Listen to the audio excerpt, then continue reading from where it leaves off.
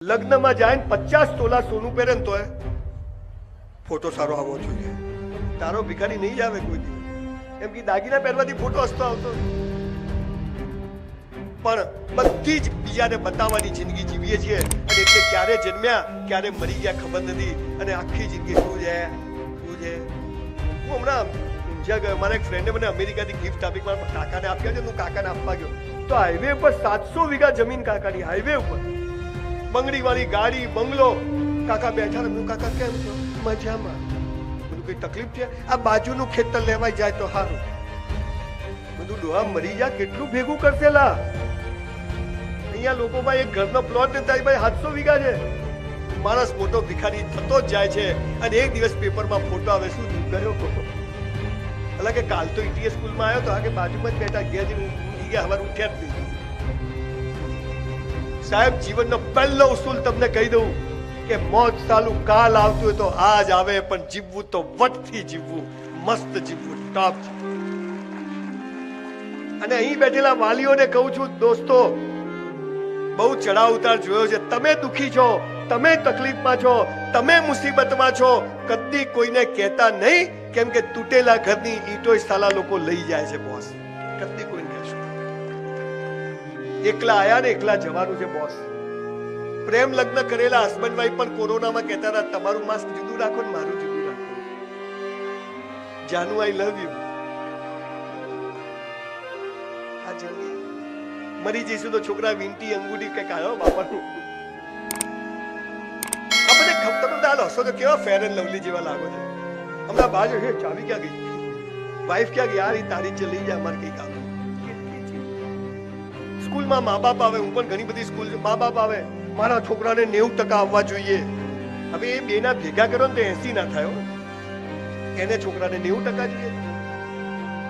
હું છે ને હમણાં પોલીસ ડિપાર્ટમેન્ટમાં ગયો સ્પીચ આપવા, તો મેં તો પોલીસ વાળાને કીધું, જો ભાઈ આ જે લોકો ચોરી કરે, લૂંટફાટ કરે, ચેનો ખેંચે, એને પકડી મારો નહીં. કે કેમ? મેં તો એને પગે લાગો તમારી રોજી છે. અલા કોઈ ચોરી ના કરે તો પોલીસનું કામ ખરું, પોલીસનું કામ નહીં તો કોર્ટોનું કામ ખરું, કોર્ટોનું કામ નહીં તો વકીલોનું ને જજોનું કામ ખરું. ચોરો આખી સિસ્ટમ ચલાવે. બધું છે. 90% વાળા જરૂરી છે, અમારા જેવા 3 ટ્રાયલ વાળા પણ જરૂરી છે. એટલે મેં નક્કી કર્યું રહેવા માટે ઘર નથી, બંગલાઓની સ્કીમ બનાવું છું. દુકાન નથી, બાપુજીની ઓટલા ઉપર 200 દુકાનનું કોમ્પ્લેક્સ બને છે ઈશ્વરની કૃપાથી. ફિલ્મો બનાવી, પુસ્તકો લખ્યા અને છેલ્લે મારું જે સ્વપ્ન હતું, આજ હું અમદાવાદ એટલે આવ્યો છું. અહીંયા આણંદ છે તમારી બાજુમાં. આણંદમાં મેં 700 એકર જમીન લીધી છે, 700 એકર અને 2500 કરોડ રૂપિયાની યુનિવર્સિટી બનાવી રહ્યો છું. અને કેવી યુનિવર્સિટી? 3 ટ્રાયલ વાળાને સૌથી પહેલા એડમિશન આપવામાં આવશે, પછી 2 ટ્રાયલ, 1 ટ્રાયલ, 35%, 50% એડમિશન ક્લોઝ. હું હોશિયારોનો વિરોધી નથી, પણ હોશિયારો માટે તો 10,000 સ્કૂલ કોલેજો ચાલે છે, પણ સાલી અમારા જેવા ડબ્બાવાળા ચાલ બાદ નીકળ. હું ક્લાસમાં જોઉં તો બહેન જ બહાર કાઢી મૂકે. તને ગણિત નથી આવડતું, તને ભૂગોળ નથી આવડતું, મેં તું બહાર આવો બેન બતાવું શું આવડે. માફ કરજો, હું મેનેજમેન્ટને બહુ સારી રીતે મને પરિચય છે, મને જરાય નથી કીધું તમે આ બોલશો નહીં બોલશો, કે સર તમારે જે કહેવું એ કહો.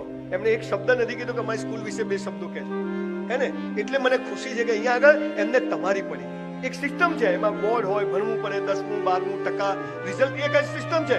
પણ અમારા જેવા લોકોને મેડમ એટલે બોલાવે છે કે સ્કૂલ કોલેજોમાં જે ભણાવે છે ને એ સાલું જીવનમાં કામ નથી આવતું, અને જીવનમાં જે કામ આવે ને હાલું સ્કૂલોમાં ભણાવતા નથી. આ પ્રશ્ન છે. પણ ફરીથી કહું છું, દીકરા દીકરીઓ, તમે જો ભણવામાં હોશિયાર હશો, મને રંજ છે જો હું ડોક્ટર બન્યો હોત તો આજે હું કોઈ અલગ લેવલ પર હોત. એટલે એવું નથી કે ભણવાની વેલ્યુ નથી, પણ બધું કર્યા પછી ટકા ના આવે તો સમજવાનું આપણે કઈ ડબ્બા નથી, નક્કામાં નથી, ભગવાને કોઈ બીજો રસ્તો આપણા માટે બનાવ્યો છે. આ પાવર સાથે આપણે ઉભા રહે. અને આજે મારા મેડિકલ એન્જિનિયરિંગમાં ગયેલા બધા દોસ્તારોની લેવલમાં હું જીવું છું. અને એ કરતા દિલ બળે કે લાઇટર બળે, બે દ્રશ્યો સરખા, હે ને. મસ્ત જીવું. 20 દિવસ ટ્રાવેલિંગ કરું છું, રોજ નવી હોટલ, નવું ઓશીકું હોય, ઊંઘ આવી જાય છે. તો જીવન, what is purpose of life?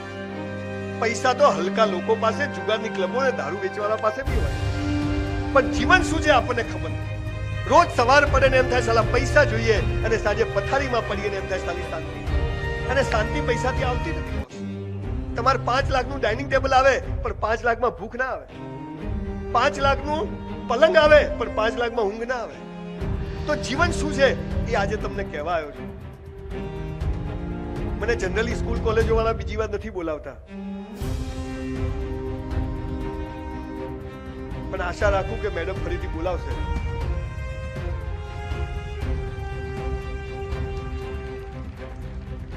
Everybody wants to touch your mind. I want to touch your heart. જીવન સાલું અહીંથી જીવા છે બધું એમ.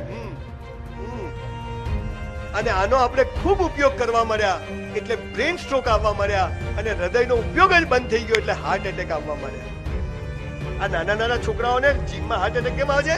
હૃદયથી જીવતા જ નહીં. આને કે ચૂપ અને આને કે હું હમણાં અમદાવાદમાં એક મોલમાં ગયો, એક સરસ છોકરી સ્કર્ટ પહેરી ઉભેલી. સર કેમ છો? મેં કીધું મજા. પણ કે sir bye one get to free, એક ખરીદો 2 મફત. મેં તો 500 ની નોટ આપી, કીધું 2 પાછી આપ. કેવું ના થાય? બધું કેમ એક આપો તો 2 મફત? ઉલ્લુ બનાવવાના ધંધા, ડફોળ બનાવવાના ધંધા. સવારથી માણસ બસ કેમ કરીને સાહેબ એમાં આવતો. પૈસો ને સેક્સ એ બાય પ્રોડક્ટ છે, મેઇન પ્રોડક્ટ છે જ નહીં. પણ તમે એવું જીવો કે જખ મારીને આવે બસ.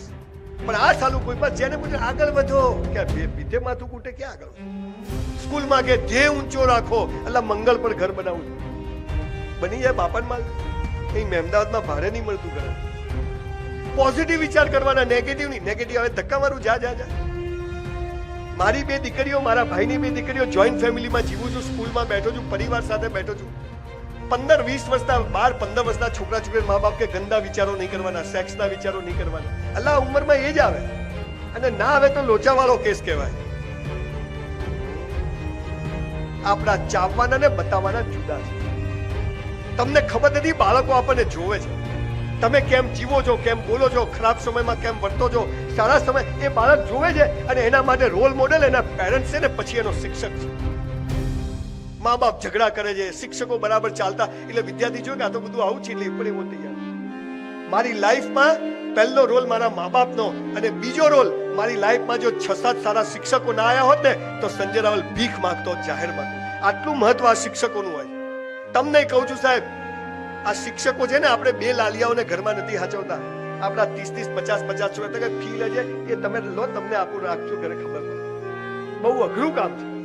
એટલે શિક્ષકોનું ખૂબ રિસ્પેક્ટ કરો.